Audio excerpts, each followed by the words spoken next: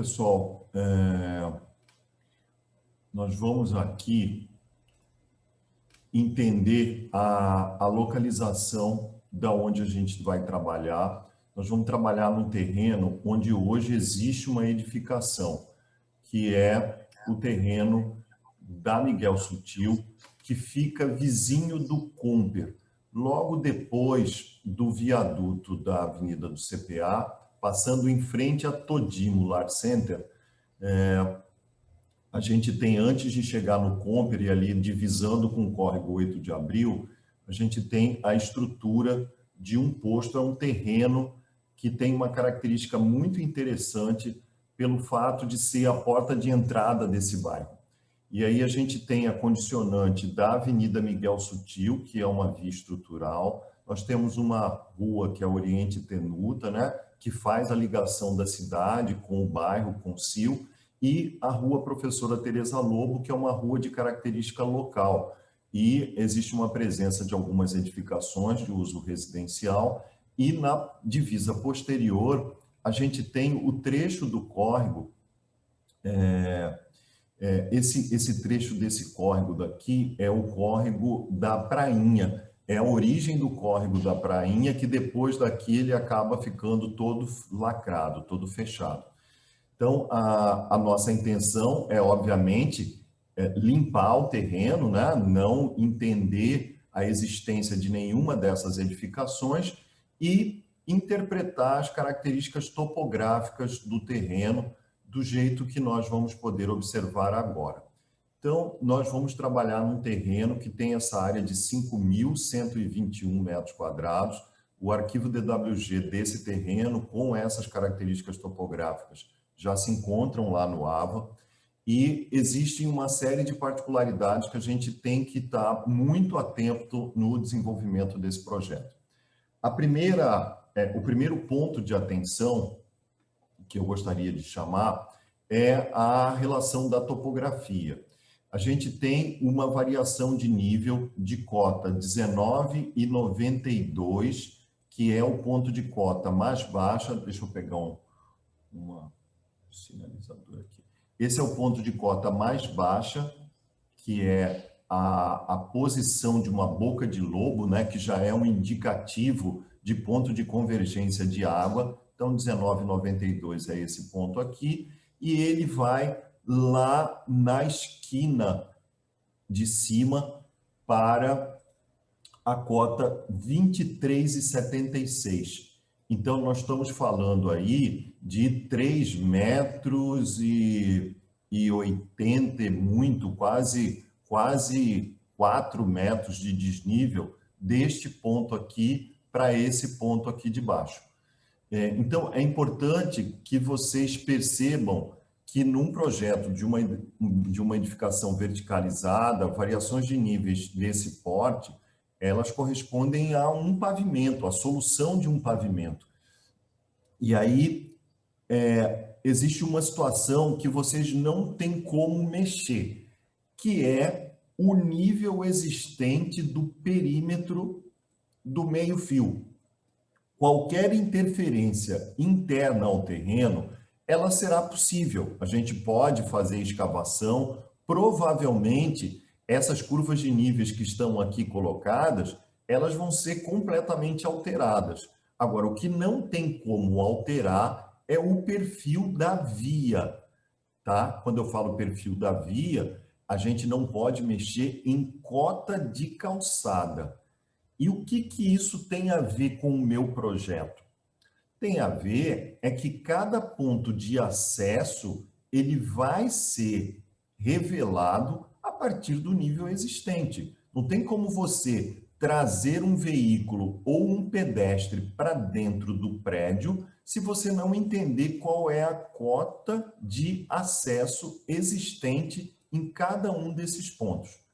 Então, eu aconselho vocês, quando começarem a analisar o terreno, estudarem um corte transversal, no menor sentido, e um corte longitudinal, no maior sentido. Entendendo esses cortes, vocês vão avaliar a relação que existe entre as ruas e a relação da rua com o interior do terreno. Então, um corte que passe pela Avenida Miguel Sutil e vá até a Rua Teresa Lobo é fundamental para entender essa dinâmica que eu acabei de colocar, né? Como estruturar esses pontos de acesso para que seja possível a acessibilidade no seu sentido pleno, tá? Então, a primeira questão é a topografia. A segunda questão é a observação em relação a condicionantes climáticos, né? A nossa orientação solar. A gente tem o posicionamento do norte nesse sentido, né? O que nos traz aí uma certa preocupação no sentido da implantação da torre por conta da agressividade da insolação que a gente tem conhecimento aqui dentro da nossa cidade. Então, como implantar esse prédio para que os benefícios de ventos dominantes, ventilação cruzada ou estratégias de sombreamento para as fachadas que vão ter essa agressividade de insolação. Então, esse é um ponto que a gente precisa estar muito atento.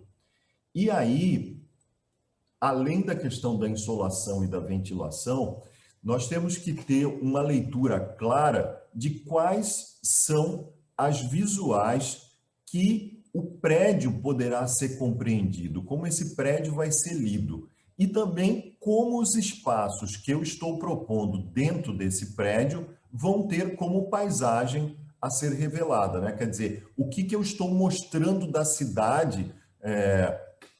Fatalmente, algum de vocês vão fazer uma torre aí com mais de 10 pavimentos, né? Quer dizer, mais de 30, 40 metros de altura. Então, o que eu estou entendendo como o eixo que vai valorizar o espaço interno proposto. Então, dessa forma, eu fui e fiz aqui um roteirinho de pontos onde a gente vai dar uma olhadinha em fotos do local. Então, começando com uma foto aqui, que é exatamente do eixo do Córrego da Prainha, depois andando nesse sentido da contramão aqui da Miguel Sutil, subindo pela Rua Oriente Tenuta, entrando aqui na via local, na Professora Teresa Lobo, dando uma olhada para o terreno, depois dando uma olhada para as casas aqui da rua local, né, que existem lá, e depois fechando o percurso, voltando a olhar para o Córrego da Prainha. Então, essa sequência de imagens, na verdade, é para a gente começar a entender a localização e, se possível, cada grupo de forma individual, no momento que for possível, de carro, de uma forma segura, num horário que vocês puderem. É importante que os que estejam aqui em Cuiabá consigam fazer um percurso lá, dar uma olhada, entender um pouco melhor, mas obviamente de uma forma segura, tranquila, porque isso facilita a compreensão do espaço, tá? Então, acho que vale a pena aí esse passeio pelo entorno onde a gente vai estar trabalhando. Bom, então, como eu coloquei para vocês naquela sequenciazinha de fotos, essa é uma primeira imagem que pega a porção posterior do terreno que divisa aí com o trecho do Córrego da Prainha. Todo mundo sabe que esse Córrego da Prainha, ele vem e percorre aí a cidade inteira, né? E ele está lacrado na sua grande parte, e esse é um trecho do Córrego da Prainha que está aí aberto. Infelizmente, esse córrego ele é poluído por conta de contribuição de esgoto. Essa área daqui era uma área extremamente degradada, e isso foi objeto de um termo de ajuste de conduta, onde tanto o Comper quanto esse posto de gasolina tiveram que dar uma recuperada nas margens desse córrego e trazer um investimento de paisagismo. Então, a gente vai ter a presença desse córrego aí, o nosso projeto está aqui do lado, e a gente tem que entender como é que nós vamos trazer esse córrego para a discussão. Se a gente vai continuar negando a existência dele, como acontece hoje, vocês podem perceber que o posto ele coloca um muro aqui, isola, o Comper também tem uma parede cega, isola, e isso aqui hoje tem um calçamento e funciona como um atalho para pedestres que moram aqui nessa região e que vêm fazer compra aqui no Comper. Então, existe um fluxo de pedestre e que eu posso chamar a atenção para vocês que é um fluxo de extrema insegurança. É uma área que tem pouca proteção no sentido a vandalismo, a furto. Então, é uma área que, pelo fato de estar segregada, ou seja, confinada por 2 muros, traz uma sensação de segurança e meio que cria quase uma obrigatoriedade de um percurso pelo perímetro externo para evitar esse cruzamento aqui com possíveis problemas, tá? Então, vamos seguir para a gente entender aí as demais visuais. Então, seguindo pela Miguel Sutil, a gente pode contemplar aí a posição do terreno, né? Hoje com esse posto de gasolina, lembrando que nada dessa estrutura vai ser considerada, a gente vai simplesmente eliminar o posto do nosso projeto e a gente consegue enxergar claramente aquela boca de lobo que eu me referi lá no levantamento plano altimétrico. Esse é o ponto de cota mais baixa do terreno. Então, é importante que vocês entendam isso. Esses pontos que estão aqui de níveis, eles são pontos preservados. A gente não tem como mexer. Nós podemos mexer na cota interna, mas na cota de calçada de meio fio, eu não tenho como mexer. Então, vocês observem que o posto de gasolina, ele buscou uma concordância com alguns níveis de acesso. Obviamente, a proposta do posto de gasolina é trazer facilidade para acesso de veículo. No nosso caso, a gente está dialogando com pedestre. É uma situação extremamente delicada, né? Então, todo cuidado com o convite do acesso ao prédio é uma das tarefas e um dos pontos de observação que a gente vai trazer em relação ao trabalho de vocês. Então, vamos continuar aqui o nosso passeio. E aí, a gente continua seguindo já próximo da esquina e a gente consegue ter a compreensão do quanto é essa variação da topografia, né? Então, olha aqui já a questão do aclive que existe nessa rua lateral, tá? E esse eixo visual aqui, ó, que a gente está chamando de eixo visual 3, é um eixo visual importante por conta do sentido da Miguel Sutil. A Miguel Sutil, nesse trecho, né, ele está aí com o sentido em direção à rodoviária, né, viaduto do CPA em direção ao viaduto da rodoviária, e a gente tem uma compreensão ampla da totalidade do que existe dentro desse terreno. Então, essa esquina, ela é extremamente forte, sob o ponto de vista de compreensão da sua totalidade. Então, esse é um outro elemento importante para que a nossa proposta de implantação esteja atenta, tá? Lembrando que o nosso prédio, ele pode ser compreendido de uma série de possibilidades. Uma pessoa que está circulando dentro do carro, o pedestre, que vai ter aí a linha do horizonte mais baixa, a pessoa que está circulando dentro de um ônibus, dentro de um caminhão, então está mais alto, e uma compreensão em relação aos prédios que estão aqui no entorno. Então, é importante que vocês compreendam as diversas possibilidades de leitura do objeto arquitetônico, tá? Aqui eu acabei de virar a esquina, né? Você vê que já começa a subir, a gente já tem uma compreensão lateral desse nosso terreno, né? Enquanto lá na esquina a compreensão era de uma forma bem ampla. De novo, aí a questão da preocupação com o ponto de meio-fio, e aí a gente vai ter uma aula sobre legislação que vai falar sobre isso que está acontecendo aqui, ó. Que hoje, isso que está aqui, do jeito que está aqui, não é mais possível. Existe uma legislação específica que fala sobre rebaixo de meio-fio. Alguém tem alguma ideia de como funciona hoje o acesso de veículos para dentro do terreno aqui em Cuiabá? O que a legislação fala sobre esse aspecto, que é diferente do que está aqui?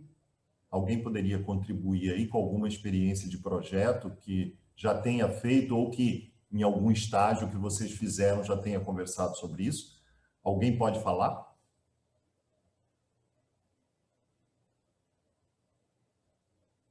Nem as meninas que vão apresentar hoje podem falar?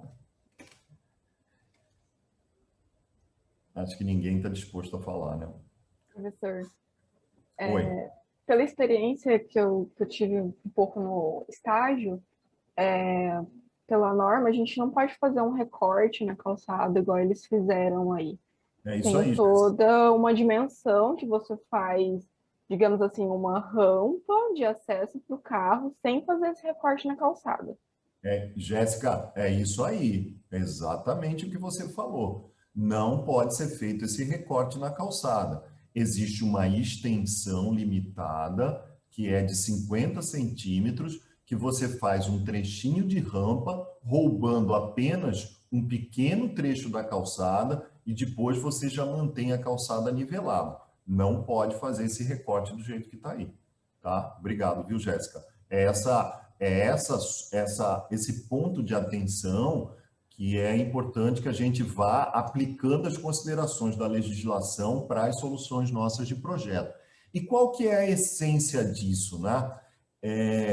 Na verdade, a prioridade sempre deve ser do pedestre, né? Se você mantém a calçada nivelada para um cadeirante ou para uma pessoa idosa ou para uma pessoa que tem algum problema de mobilidade, ou até mesmo para uma pessoa que está descuidada andando pela calçada, é, é desejável que a gente não tenha variação de nível, né? Você imagina, se você está andando por aqui, você pode tropeçar, por aqui você também pode tropeçar. Então, a ideia é que sempre a calçada esteja em nível e que o rebaixo ele seja limitado numa rampinha de, no máximo, 50 centímetros, para que não tenha nenhum problema de queda, nenhum problema que traga desconforto para o pedestre, tá?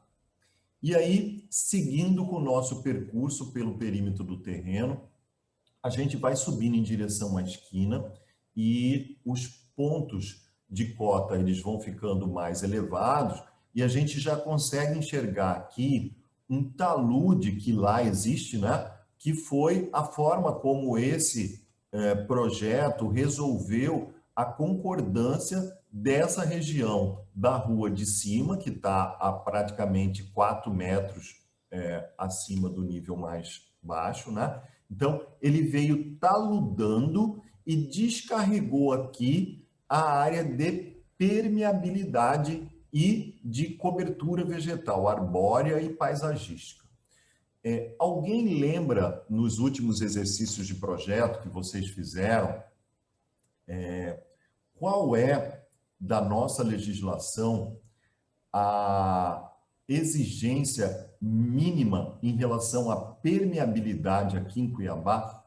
Alguém poderia contribuir? Quem sabe aí quantos por cento da área do terreno eu preciso disponibilizar como área permeável e verde?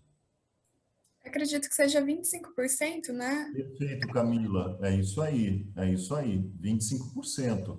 Então, pessoal, pra vocês terem uma ideia, nós estamos falando aí de um quarto do terreno, né? Pega esse terreno aí, divide em quatro, um quarto desse terreno, ele tem que ser permeável e verde. Aqui em Cuiabá, a legislação, ela atrela a condição de cobertura vegetal à permeabilidade. E aí, o que eu preciso trazer como informação para vocês em relação a isso?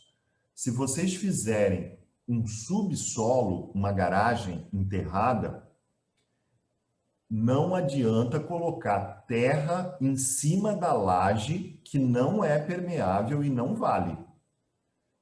Ou seja, o projeto ele se limita a ocupar, enquanto edificação, nesse caso desse terreno, ele se limita a ocupar 75% do terreno. Ele não pode ter uma projeção de edificação acima de 75%. Porque se você fizer isso, você não consegue atingir o mínimo exigido para a permeabilidade. Então, esse é um outro ponto de atenção que vai nos trazer algumas dificuldades. E essas dificuldades, normalmente, estão relacionadas com soluções de estacionamento. Tá? Então, eu estou já contextualizando essas possibilidades, né, que vão acontecer aqui na hora do desenvolvimento do nosso projeto. Seguindo, a gente chega aqui na esquina da diagonal, onde nós começamos a nossa caminhada, e aí a gente consegue enxergar bem o ponto de cota mais alta, que está bem por aqui, né? E que está a praticamente 4 metros acima daquele ponto lá da boca de lobo, tá? Então, entender como é que eu posso me utilizar das estratégias de projeto para trazer facilidades de acesso, entendendo que eu tenho um ponto aqui com 4 metros de altura. Então, por exemplo, se eu quiser conectar o acesso para um pavimento superior diretamente em nível por aqui, é possível, né? Eu posso ter uma entrada lá por baixo, posso ter uma outra entrada aqui por cima, e entendendo como é que eu vou fazer só depois um controle de fluxo e controle de acessos. Mas tirar partido dessas condicionantes que o terreno me traz é uma das tarefas do nosso exercício de projeto, tá? Então, vale a pena. Professor, Pode falar. eu honestamente não lembro qual o nome do arquiteto, mas eu lembro que foi um prédio que nós vimos em arquitetura brasileira, que eles fizeram exatamente isso. Como a parte de trás do terreno era bem mais alta, eles fizeram uma rampa que dava no meio do prédio. Eles fizeram pilotis bem no meio e acabou virando uma área de convivência e um acesso à parte de trás do terreno. Perfeito, Camila. Então, ainda bem que você está atenta aí a essas questões. E é exatamente disso que a gente está falando, né? A gente precisa ter esse olhar para a topografia como um elemento de vantagem para soluções de arquitetura e não como complicadores de solução de projeto. Normalmente a gente fica brigando com topografia, né? E na verdade a topografia é um elemento que ela permite o ingresso, e aí analisar a topografia antes de começar o projeto é uma ação fundamental. Como o arquivo DWG já está disponível lá no AVA, eu sugiro que vocês, quem já tem aí a habilidade de trabalhar com SketchUp, que modelem esse terreno já no Sketch, né? Façam o 3Dzinho e modelem, porque na hora que vocês começarem a inserir a massa do prédio dentro do terreno, vocês vão conseguir enxergar de uma forma muito mais facilitada as conexões que esse prédio pode ter com as ruas lindeiras. Tá joia? Então, vamos continuar aqui. E aí a gente já está ali no meio da rua do fundo, da professora Tereza Lobo, né? Olhando para dentro do terreno, e vocês veem que essa rua daqui, ela tem uma caixa ela é uma rua local, mas ela tem uma caixa viária bastante confortável. e ela tem uma característica bem interessante, que o uso é predominantemente residencial. E como essa região aqui já está com um impulso comercial grande, o pessoal acaba parando o carro aqui por conta do pequeno movimento que existe. Mas é importante que a gente lembre que a característica residencial unifamiliar, ela é uma característica predominante nessa rua de trás. E, voltando para a imagem anterior, a gente tem que entender que, a partir do momento que a gente colocar uma atividade de uso comercial, que vai dar uma dinâmica completamente distinta nessa região, essas casas elas continuarão existindo. E quais seriam os prejuízos que nós estaríamos trazendo para essas casas aqui, a partir do momento que a gente implanta? Vocês vão ter que colocar uma área de carga e descarga, vocês vão ter que colocar área de coleta de lixo, tudo isso é obrigado, né? A legislação, inclusive, nos exige. E são questões que acabam trazendo ruído, acabam trazendo um fluxo mais intenso para a região. Isso tudo traz um impacto negativo para esses moradores. Isso é inevitável, tá? Uma edificação vai trazer um impacto, seja ele positivo ou negativo. Ela muda um pouco a lógica desse tipo de ambiente. Projetos desse porte, como vocês vão desenvolver, pelo fato de trazer impacto em trânsito e impacto ambiental, a nossa legislação municipal acaba exigindo que esse é um projeto que tem que ser discutido em audiência pública e tem que ser feito um instrumento chamado Estudo de Impacto de Vizinhança, mais conhecido como EIV, EIV-RIV, e Relatório de Impacto de Vizinhança.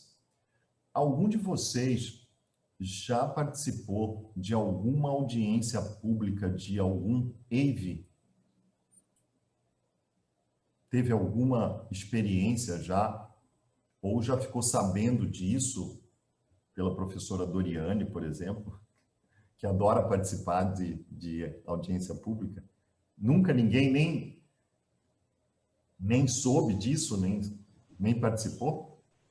Acho que o professor Piazza também já participou. Piazza já deve ter conversado com vocês sobre isso. Ninguém? Pode dar um negativinho aí para a gente saber que ninguém viu. Eu nunca participei, mas já teve professores mesmo que comentaram, e que, inclusive, às vezes, os próprios moradores não participam. Isso, Camila, é isso aí. Porque é isso que você falou. Como é uma audiência pública, né? A ideia era que os moradores do entorno participassem, né? Porque o impacto direto é neles, né? E aí, muitas das vezes, os moradores acabam não participando, aí vai um representante, que normalmente tem um olhar um pouco mais político para a coisa. Mas, enfim, o que eu quero dizer é que, quando o arquiteto ele faz o projeto e ele tem um respeito à legislação municipal, mas, além disso, ele tem um respeito à cidade, né? Ao entorno imediato, ele é consciente dos impactos que o projeto dele vai trazer e ele busca soluções, fica muito fácil você defender as premissas de projeto, tá? Então, o arquiteto, ele é um ator da criação e da alteração da paisagem da cidade. Ele precisa se responsabilizar por suas ações projetuais. Então, você não está fazendo um projeto num terreno que não está inserido num contexto. Não tem como isso existir. O contexto urbano, ele interfere diretamente nas nossas ações de projeto.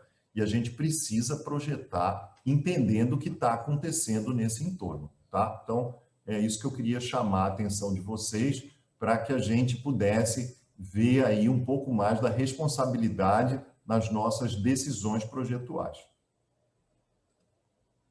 E aí, vindo já para o fim do nosso percurso, esse nicho que existe aqui é um nicho para lixo, né? A legislação fala de um nicho mínimo de 1,20 por 2 que a gente precisa deixar uma área para container de lixo. Isso está lá.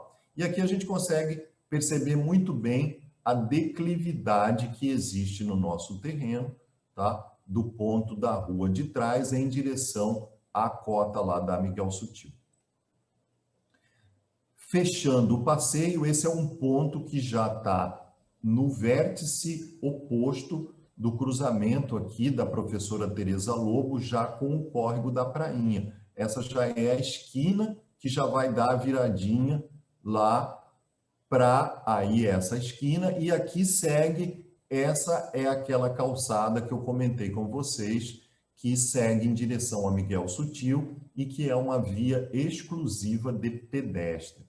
Então, o limite físico do terreno está aqui, esse é o limite legal, tá? Para o nosso projeto, nós vamos entender esse terreno como um todo, como é um exercício de projeto, nós não vamos considerar uma área de APP com aquele eixo de 30 metros, tá? Nós vamos entender o terreno na sua totalidade e aplicando os recuos e os afastamentos que a nossa legislação municipal nos sugere, né? Na verdade, nos obriga, tá? Então, voltando aqui para a topografia geral do terreno, né? Esse nosso percurso a gente finalizou aqui nesse vértice, né? E reforçando aquela questão que foi colocada no início, deixa eu só pegar aqui, que é essa grande variação de topografia existente entre a Miguel Sutil e a Rua Professora Tereza Lobo e o eixo visual predominante que acontece nesse vértice aqui, né? Esse é um ângulo de uma grande compreensão visual do terreno, tá? Então, fica aí a sugestão para que todos vocês, na medida do possível, façam um passeio ali pelo terreno e tire aí algumas outras conclusões para que sejam úteis na hora do desenvolvimento do projeto. Quer completar alguma coisa, Dorcas?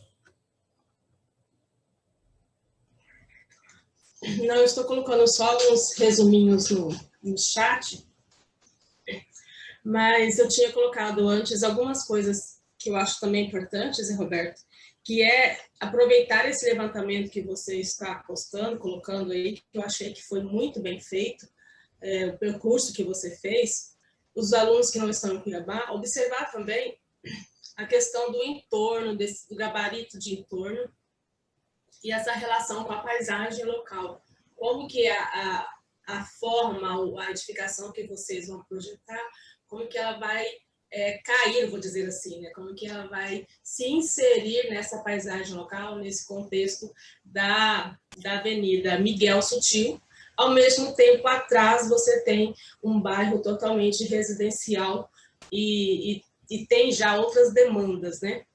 Então, eu acho importante esse ponto, que vocês aproveitem as imagens também para estudar essa relação com o entorno imediato, que eu acho um ponto bem interessante.